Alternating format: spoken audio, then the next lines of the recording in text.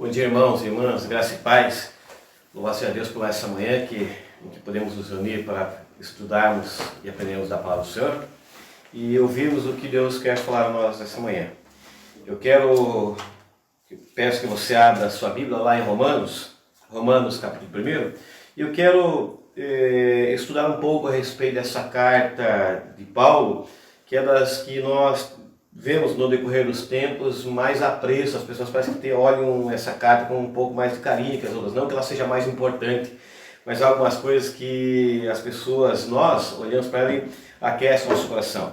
E como eu disse, não que as demais não façam isso, é evidente que fazem, mas é aquela questão de preferência. Alguns preferem Gálatas, como Lutero, outros preferem Efésios e assim por diante. Abre então, eu peço, sua Bíblia em Romanos capítulo 1 e leremos dos versículos 1 ao versículo 7. Versículos 1 ao versículo 7.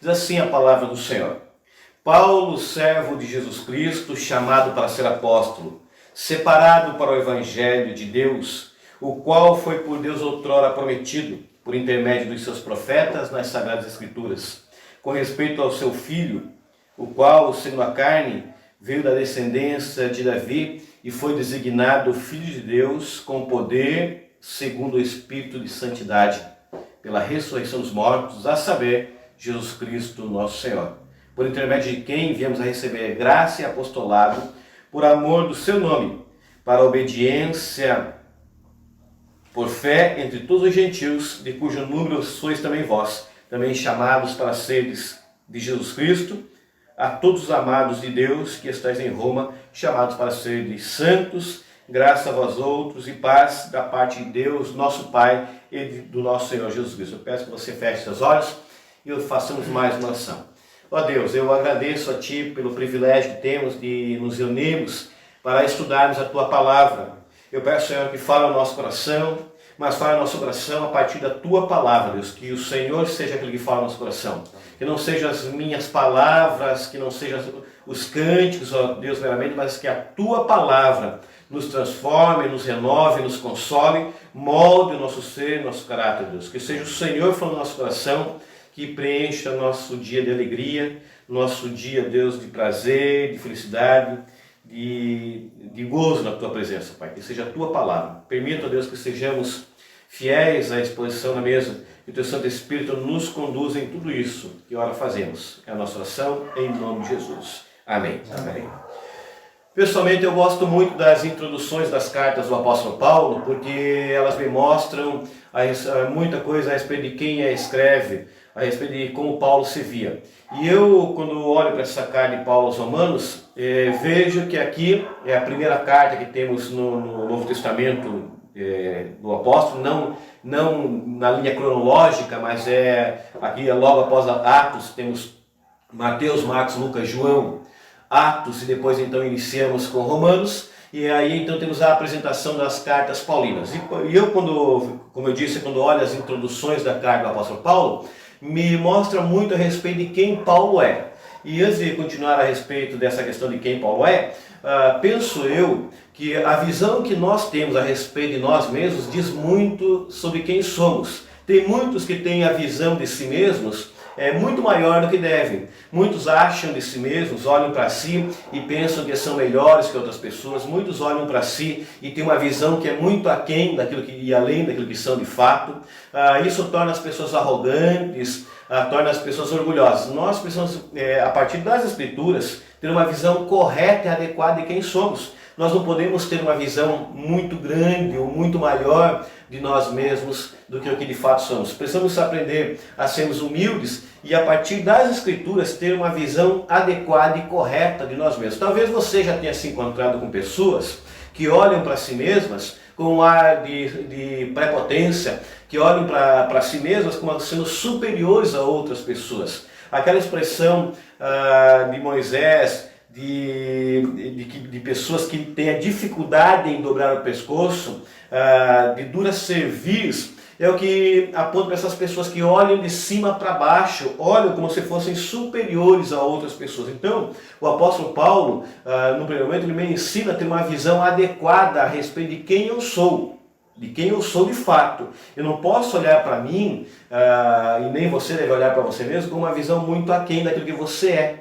Eu e você devemos ser corretos e justos. Também, nós não podemos ter uma visão evidente, e eu não estou defendendo isso, uma visão além. Mas nós também não precisamos ser aqueles falsos humildes que se jogam lá embaixo, dizem, eu não sou nada, e tem uma visão incorreta também. Porque nós podemos elevar muito o que somos, ou podemos subestimar muito o que somos. Nós precisamos ter uma visão adequada diante de Deus em humildade, tá? Então, nesse primeiro momento, antes de introduzir a carta, essa primeira parte, eu quero que você reflita nisso. A visão que você tem de você mesmo não pode ser nem maior, nem menor do que o que você é. Você tem que procurar olhar a partir das Escrituras e ter uma visão adequada de você mesmo. Se Deus te deu capacidades, vocações, talentos, você não pode dizer, eu não sei nada. Não, você sabe, porque foi Deus que te deu. E você deve não usar esses talentos, vocações que Deus deu a você para olhar outros com ar de superioridade. Pelo contrário, você deve usá-las para glorificar a Deus. Também, se você não é aquilo que você diz ser, você também não pode fazer. Você tem que ter uma visão adequada. Entendeu? Então eu espero que você tenha entendido aquilo que eu quis explicar nesse primeiro momento. Que eu e você precisamos ter uma visão adequada de quem somos. Mas também precisamos ter uma visão correta de quem as pessoas são. Precisamos aprender a ler, vamos usar esse termo, a ler as pessoas que estão à nossa volta, a perceber, ter uma visão adequada de quem está à nossa volta.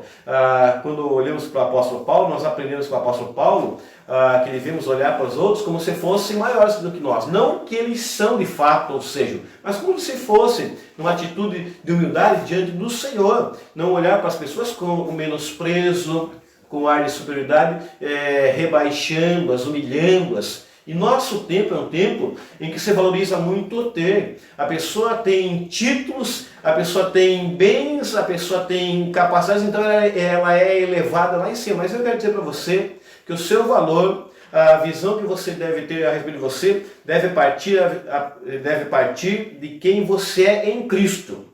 Quem você é em Cristo diz o seu valor. Quem você é em Cristo diz a sua importância, que não é a sua importância, mas a importância de Cristo em você.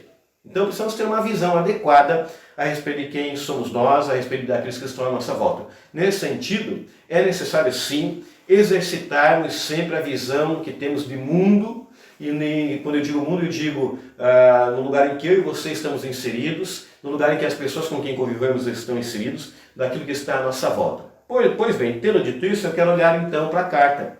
A carta do apóstolo Paulo é uma carta tremenda, maravilhosa, de temas grandiosos, temas que chamam a nossa atenção, porque são temas que eles são, em alguns momentos, difíceis, e na carta do apóstolo Paulo temos coisas difíceis, e temos coisas que são aparentemente simples, são fáceis de ser entendidas, ainda que eu, pessoalmente, ache que toda a Escritura traz coisas complexas e difíceis, porque nós, limitados, estamos tratando com aquele que com as coisas daquele que é muito maior do que nós, que fala a nós numa linguagem acessível. Portanto, toda dificuldade que encontramos na Bíblia não é de quem escreveu, mas é de nós que não entendemos, muitas vezes.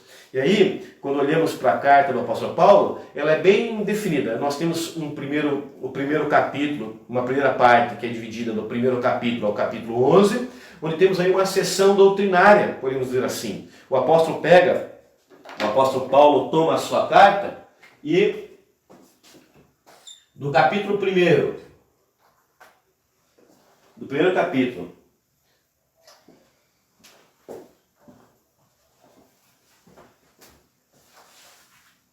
do capítulo 1 ao capítulo 11, temos uma seção que podemos chamar de seção doutrinária, apenas para que seção doutrinária,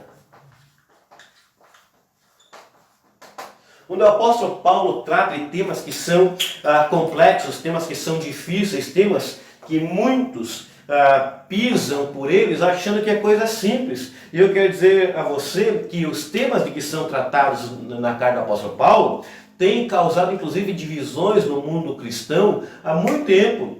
A época da Reforma especialmente produziu grandes famílias cristãs, protestantes, que se dividem inclusive a partir da carta de Paulo aos Romanos, especialmente o capítulo 9. Então é uma carta que ela é maravilhosa, mas ela tem coisas difíceis de serem entendidas. E aqueles que pensam que é fácil de ser entendido todo o contexto e tudo aquilo que é dito na Bíblia, deviam ouvir o apóstolo Pedro, quando fala lá em sua carta, que Paulo escreve coisas difíceis de se entender e que todos deturbam como deturbam toda a Escritura. Ou seja, para compreendermos a palavra de Deus, precisamos estudar com afinco a palavra de Deus. E aí, encontramos no livro de Romanos, capítulo 1 ao capítulo 11, uma seção doutrinária. E no capítulo 16, a partir do capítulo 12, capítulo 12 ao capítulo 16, nós encontramos uma seção que é como se o apóstolo Paulo falasse assim a nós. Nós cremos nisso. E ele vai pontuando exatamente o que nós cremos. Ele vai dizendo, nós cremos nisso, nós cremos nisto e cremos nisto.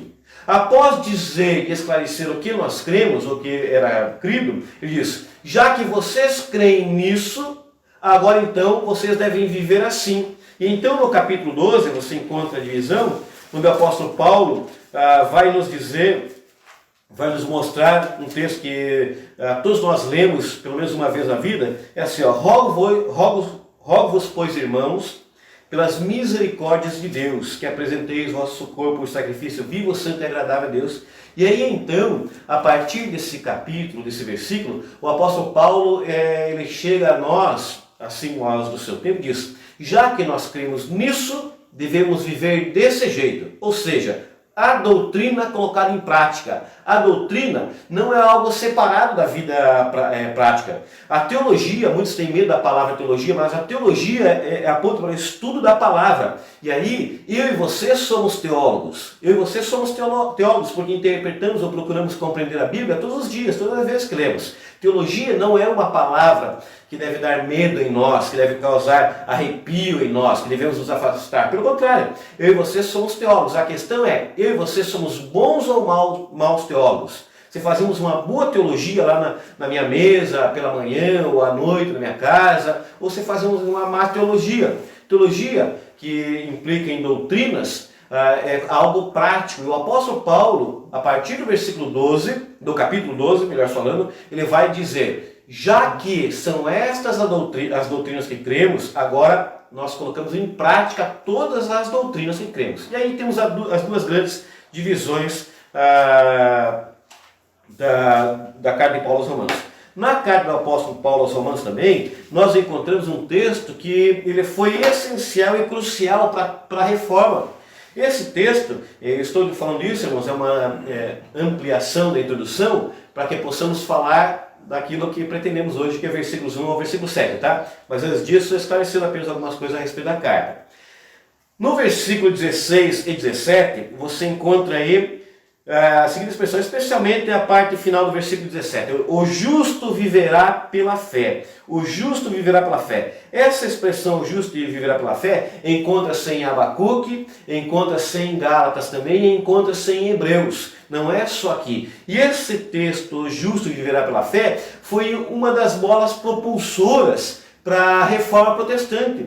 Lutero debatia-se com a questão de como um pecador vai se deparar com Deus. Lutero tinha uma questão na sua cabeça, um monge agostiniano, mas ele tinha um incômodo em seu coração. E ele se questionava, incomodava e havia temor no seu coração, pela sua alma, com a seguinte questão: eu sou pecador, como eu vou me apresentar diante de Deus? Mas eis que um dia o Santo Espírito de Deus abre a mente e o coração de Martinho Lutero, e ele olha para esse texto e compreende que o justo vive pela fé. O justo se apresenta diante de Deus pela fé, mediante Jesus Cristo. Então, a partir dessa compreensão desse texto de Romanos, temos aí o início da reforma, a história acontece, a igreja divide-se mais uma vez, e então temos a reforma protestante. E nós somos frutos da reforma protestante, nós somos frutos desse incômodo que Deus colocou no coração desse homem há séculos atrás. Tendo dito isso, agora finalmente vamos para o nosso texto.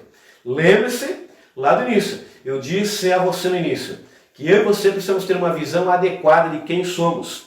Visão correta de quem são as pessoas à nossa volta. Visão adequada de quem é a igreja. E é isso que eu entendo que o apóstolo Paulo apresenta nesta primeira parte. O apóstolo Paulo, na primeira parte da sua carta, dos versículos 1 ao versículo 7, ele mostra a visão que ele tem de si mesmo.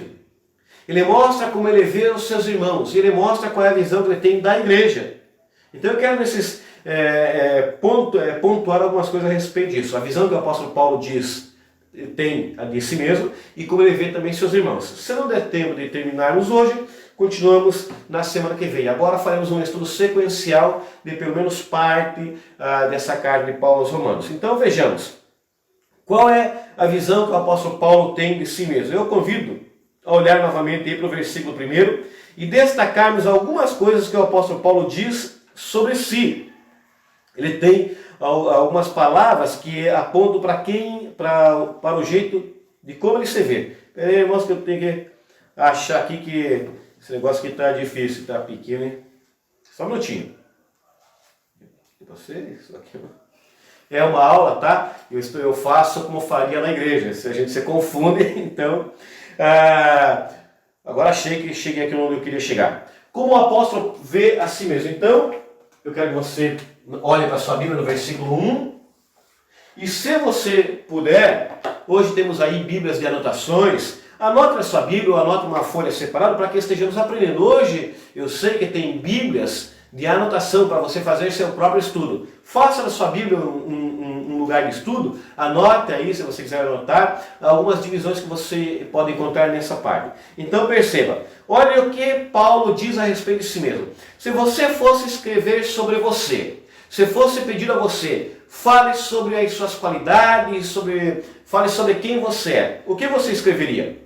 Se você tivesse fazendo um currículo, certamente você diria coisas boas de você e pegaria suas melhores qualidades. E eu já ajudei várias pessoas a fazerem currículos, e uma das coisas que vejo lá, qualidades pessoais, a pessoa falar de fácil interação com outras pessoas. Às vezes a pessoa não se relaciona nada, mas para um currículo ela tem que colocar que tem facilidade em se relacionar, que tem facilidade em fazer amizades. Às vezes a pessoa é aquela pessoa que fica brava, cara fechada, mas no currículo tem que colocar que tem relacionamento fácil e tudo mais. O apóstolo Paulo, ele tem uma visão correta de si mesmo. E a primeira coisa que ele diz a respeito de si mesmo é Paulo, servo de Jesus Cristo. Paulo, servo de Jesus Cristo. Então a primeira coisa que o apóstolo Paulo diz a respeito dele não é que ele estudou aos pés de Gamaliel, não é que ele estava sendo preparado para ser um dos grandes dentre os escribas, ou estava sendo preparado para ser um escriba, alguém que teria papel de liderança. Ele não chega mostrando o seu currículo invejável, como ele certa feita vai dizer que tem e reputa isso tudo como lixo. Pelo contrário, ele vai chegar com essa palavra, Paulo, servo de Jesus Cristo. E a expressão servo, ela significa, de fato, literalmente, escravo. Quando a gente pensa em servo hoje, a força dela, quando usamos o termo servo, não traz a força que tinha. A força que traz de um escravo, literalmente. E no Império Romano, mais de 70% do Império Romano, nesse período, de Roma especialmente, era formado por escravos. Havia poucos cidadãos de fato romanos. E ser escravo nessa época que não era uma coisa boa. Para o grego tinha conotações negativas, para o romano tinha conotações negativas, mas essa é a expressão exata que o apóstolo Paulo usa para referir-se a si mesmo, porque ele tem uma visão exata de quem ele é, especialmente diante de Deus. Ele diz, eu sou servo de Jesus Cristo. E essa expressão, servo, a impressão que temos é que é uma das expressões favoritas do apóstolo Paulo. Parece que ele gosta dessa expressão. E aí, quais as implicações? E o que nos importa de fato é o que essa palavra implica. Quando lemos para a palavra servo, o que Paulo está incluído no termo servo é o seguinte: é alguém que é posse de alguém. É alguém que pertence a um senhor, é alguém que tem um senhor, alguém que a sua vida pertence a outra pessoa e ele vive em submissão total. Ou seja, a palavra servo tem implicações em termos de submissão. É alguém que é completamente submisso a um Senhor. É alguém que tem um Senhor bem definido. É alguém que reconhece também que pertence a alguém. Em outras palavras, o apóstolo Paulo, quando usa o termo servo, ele está declarando de fato que a sua vontade pertence a um Senhor, a outra pessoa. Ele está declarando que ele é completamente submisso a um Senhor. Ou seja, a vontade de Paulo é fazer a vontade do seu Senhor. A vida de Paulo não pertence a si mesmo, mas pertence a alguém. O desejo de Paulo submete-se a outra pessoa que não ele mesmo. Você lembra-se de Jesus Cristo quando questionaram a respeito de vontade? Qual que foi a vontade que Jesus Cristo expressou que deseja fazer? A minha vontade, a minha comida, na verdade, é fazer o quê? A vontade do Pai. Jesus Cristo, o maior exemplo do apóstolo Paulo diz, imitar naquilo que eu imito a Cristo, a vontade de Cristo é fazer a vontade do Pai. Cristo, em certo sentido, é o primeiro servo. Num sentido, tá? Deixar bem claro, num sentido, Cristo é o primeiro servo, porque Cristo também desce dos céus para fazer exatamente a vontade do Pai, submisso ao Pai. Ainda que em alguns aspectos não tenha a mesma conotação. Mas aqui, quando o apóstolo Paulo declara ser servo, ele está dizendo, olha, a minha vontade é fazer a vontade do Pai, eu estou em completa sujeição e rendição a um Senhor, Paulo dizendo, meu desejo é fazer aquilo que o meu Senhor manda, aquilo que o meu Senhor ordena, e assim então ele está declarando que é propriedade de alguém. Quando você se olha, você se vê como propriedade do Senhor, quando você analisa a sua vida e analisa os seus desejos e as suas vontades, você é completamente submisso ao Senhor?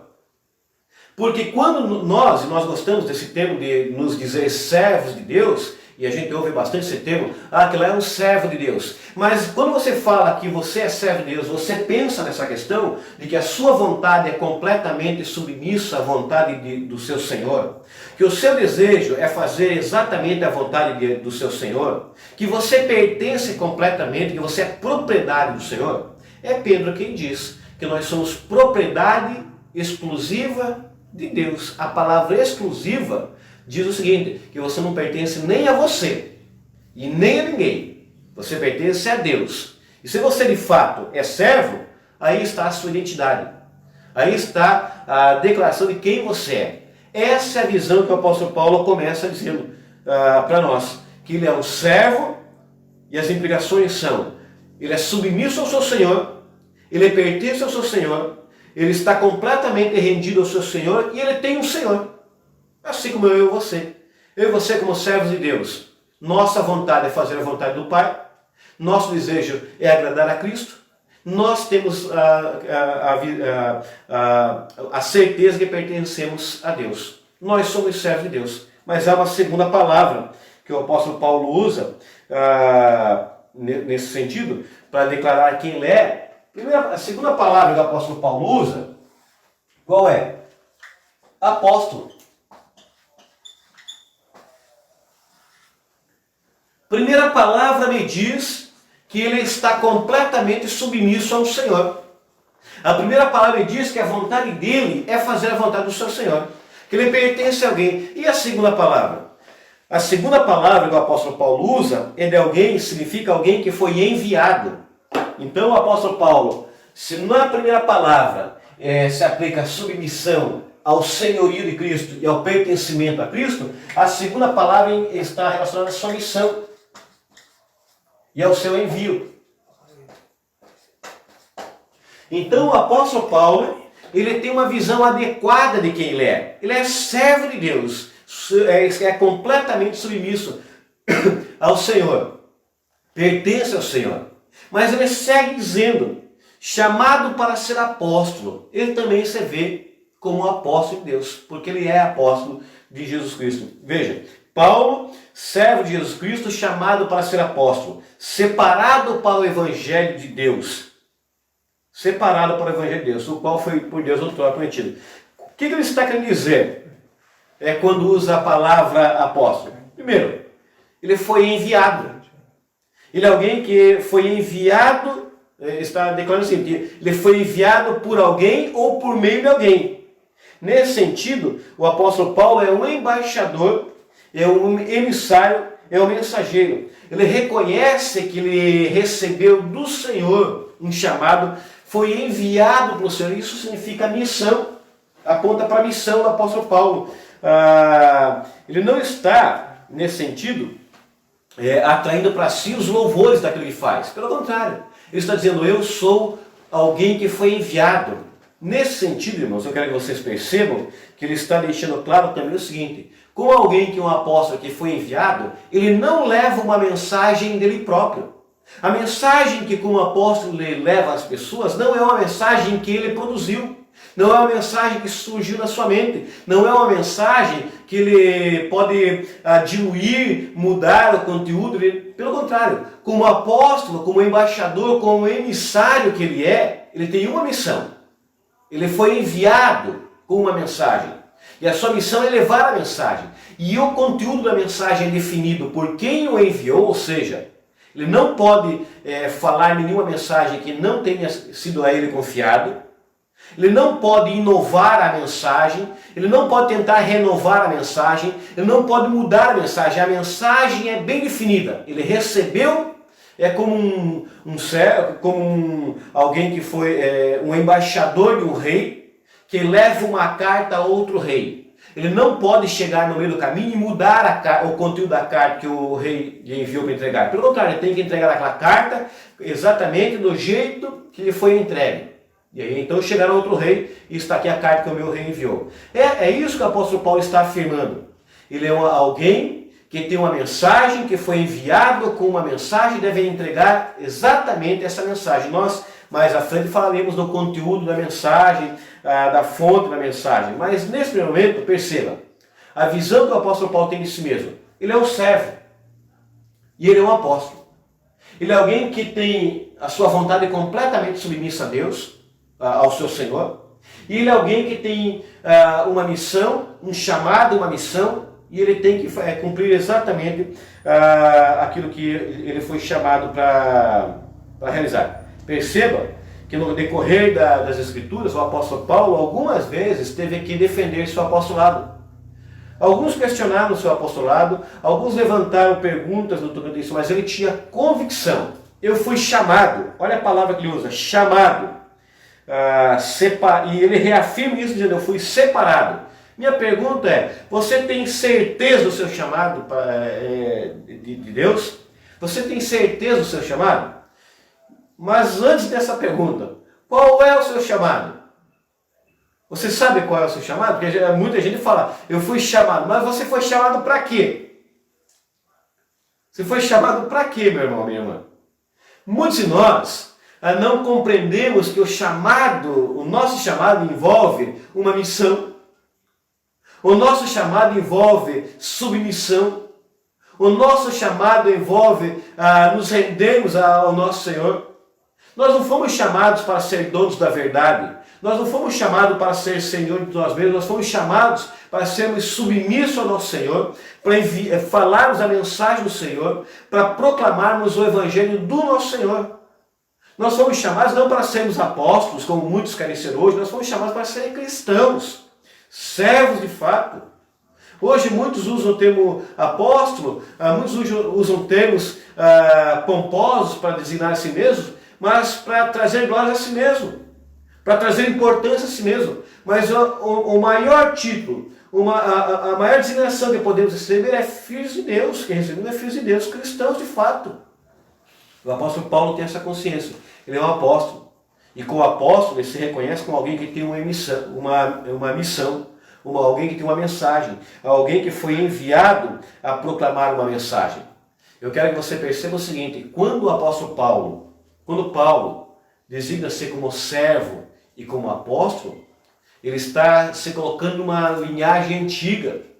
Porque Abraão, Davi e outros homens do Antigo Testamento também foram servos. Também foram homens chamados por Deus. Mas ainda, ao olharmos para o Antigo Testamento, nós encontramos grandes homens também sendo chamados por Deus. E também aí lembramos de Isaías, Jeremias. homens que eram servos e homens chamados. O apóstolo Paulo é apenas parte de uma longa linha, de uma longa fila de servos que foram chamados por Deus para proclamar o Evangelho, para anunciar que é a vida e que é a esperança. E nós fazemos parte também dessa mesma linhagem. Também somos servos que fomos chamados para viver sob a dependência do Senhor, fazendo a vontade de Deus, realizando a missão que Ele mesmo nos dá. E a missão que Ele nos dá é proclamarmos o Evangelho de Cristo, vivemos os princípios do reino dos céus. Vivemos aquilo que Cristo nos envia a vivermos, a anunciarmos. E mais, o apóstolo Paulo se vê como alguém que é um servo, alguém que é um apóstolo. E tudo isso eu quero que você perceba também que ele coloca na conta de Deus. É Deus quem o fez servo. É Deus quem o fez apóstolo. E ele vai dizer isso agora. Ele é Paulo, ou melhor, as duas palavras que ele usa para expressar isso. Ele é alguém que foi chamado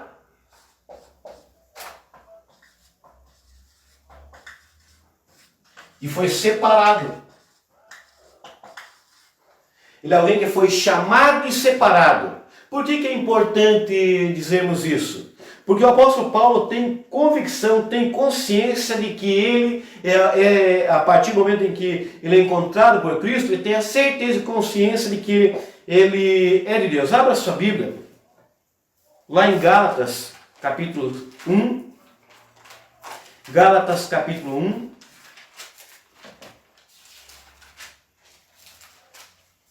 Versículo 15. Gálatas, capítulo 1, versículo 15.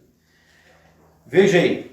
Porém, quando porém, ao que me separou antes de eu nascer, Paulo ele tem essa consciência, ele não é de Jesus Cristo, ele tem um chamado. O seu chamado se deu na estrada de Damasco, a gente precisa compreender isso. O chamado do apóstolo Paulo se deu na estrada de Damasco. Ele depara-se com Jesus, Jesus o confronta. Paulo, duro é para ti recalcitrar os aguilhões? Ali é como se o Senhor Jesus pegasse um boi bravo, alguém já explicou, um boi bravo e domasse. Ali a vontade de Paulo foi domada. No chamado do apóstolo Paulo ali em Damasco, é como se um peão pegasse um boi bravo e domasse na unha aquele boi bravo ali. E o boi bravo ali não quer luta, mas ele não consegue fugir, não consegue escoicear. Ainda que escoiceie, mas ele é domado.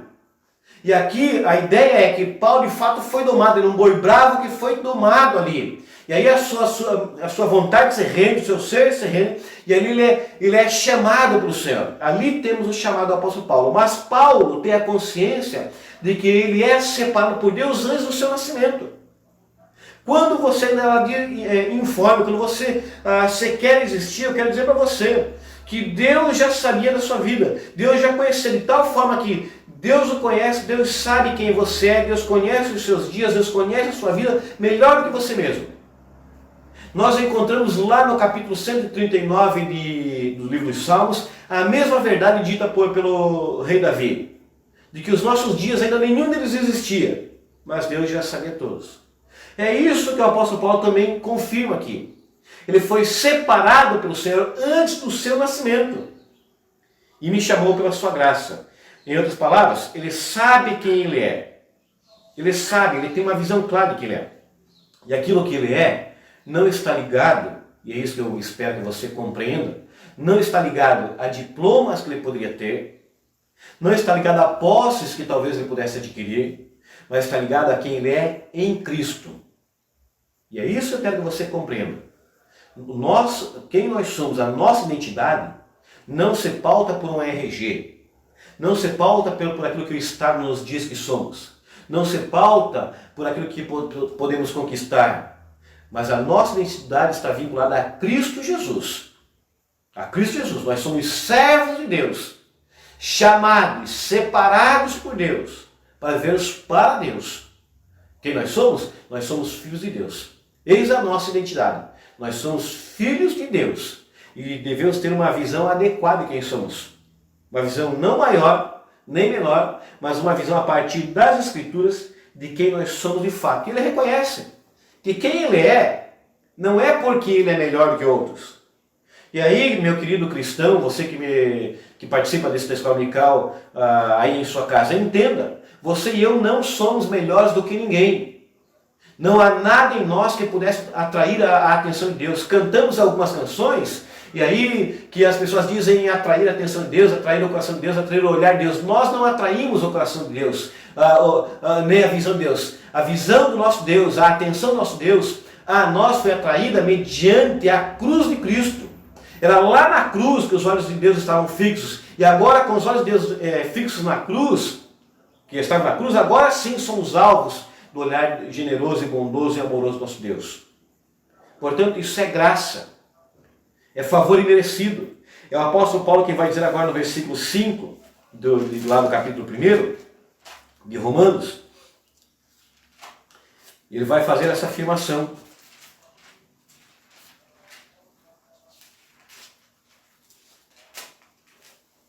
Acompanhe aí a leitura. Por intermédio de quem viemos a receber graça e apostolado por amor do seu nome, não do dele, por amor do nome de Cristo, para obediência por fé entre todos os gentios. Ele diz graça e apostolado, ou seja, essa graça que ele diz, voltamos lá para aquilo que ele falou em Gálatas, antes de nascer, pela graça.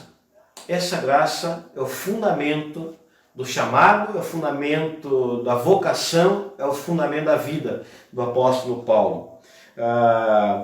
Eu quero que você entenda que qualquer coisa que fazemos, nós fazemos enquanto cristãos, não para recebermos aplausos, não para recebermos elogios, não para recebermos os olhares dos homens, mas porque sabemos quem somos em Cristo Jesus, porque sabemos que é pela graça e que é graça, favor merecido, nós queremos com isso exaltar ao nosso Deus. Não há razão em nós para fazermos o bem. A razão que existe para fazermos o bem, para estendermos as mãos, para trabalharmos na obra do Senhor está naquele que nos chamou. O apóstolo Paulo recebe graça e recebe uma tarefa, o apostolado. Ele foi separado e foi chamado. Ele é servo e é apóstolo. Ele tem a sua vontade submissa e tem uma missão a cumprir. E ele então olha para si mesmo e se vê assim: eu sou apenas um embaixador que tem uma missão, uma mensagem a entregar. E ele faz isso. Mas continuemos. Antes, deixa eu verificar aqui a hora, 10h24. Paramos por aí hoje, queridos. Semana que vem nós veremos que o apóstolo Paulo tem uma visão de quem é a igreja. E eu quero dizer para você, encerrando essa primeira parte, tem uma visão adequada de quem você é. Tem uma visão correta de quem você é. Não se ache na expressão que certa vez eu ouvi na igreja que eu pastoreava, uma Coca-Cola no deserto. Eu gostei muito dessa imagem. Porque tem gente que de fato se acha a última Coca-Cola no deserto. Mas esse aí para mim era novo, mas há aquele outro ditado, a última bolacha do pacote. Mas ainda há um mais antigo que não pense que você tem o rei na barriga. Tudo isso implica uma coisa: não pense que você é alguma coisa sem Cristo. O seu valor, quem você é, tem que estar vinculado à pessoa de Cristo. E aí semana que vem eu vou mostrar para você que você deve zelar pela igreja, amar a igreja e olhar a igreja com bons olhos. De forma que você não deve falar mal da igreja, não deve ofender a igreja, porque a igreja é de Cristo. A igreja é de Deus. Foi Cristo que morreu por ela. Ela deve ser amada por nós. Deve ser cuidada por nós. Devemos zelar pela igreja. E é isso que o apóstolo Paulo vai nos mostrar. Que além de ter uma visão adequada de si mesmo, ele tem uma visão adequada da igreja. E ele tem uma visão adequada do evangelho. Então, que Deus te abençoe nessa manhã. Para que você, a partir da palavra de Deus, tenha uma visão adequada de quem você é. E eu quero dizer para você algumas coisas de quem você é. Você é alguém que também é servo, como o apóstolo Paulo. Você está nessa linhagem. E como servo do apóstolo Paulo, eu quero afirmar para você que a sua vontade tem que ser fazer a vontade do seu Senhor. Que o seu desejo tem que ser agradar ao seu Senhor. Que você pertence a um Senhor. Que você não está largado do mundo. Que ainda que pareça que nesse mundo está tudo bagunçado, ainda assim tem um Senhor que está cuidando da sua vida. Que está olhando para você. E que nunca te desampara, segundo Hebreus, nunca te abandona. Mas mais, alguém me perguntou outro dia, pastor, como que o cristão deve agir nesses dias de pandemia, de dificuldades? Eu vou dizer para você a minha opinião, que envolve isso aqui. Você deve continuar nesses dias de dificuldade, nesses dias de quarentena, fazendo a mesma coisa que você fazia como se não houvesse a quarentena. E nisso que eu estou dizendo, altera-se a sua rotina. Tá? Não pense que é para você sair de casa, não é isso que eu estou dizendo. Não é para sair de casa, abraçar, beijar o povo aí, não. Mas estou dizendo no sentido que você deve continuar a ser piedoso, crente, fiel a Deus, preocupado com as coisas da igreja, alguém que cumpra a missão da forma que Deus lhe compete, lhe concede hoje. E aí qual é a forma que você hoje pode cumprir sua missão? Eu quero dizer para você que você hoje não pode sair de casa para pregar o evangelho, mas você tem um celular, um tablet, um computador que você pode usar.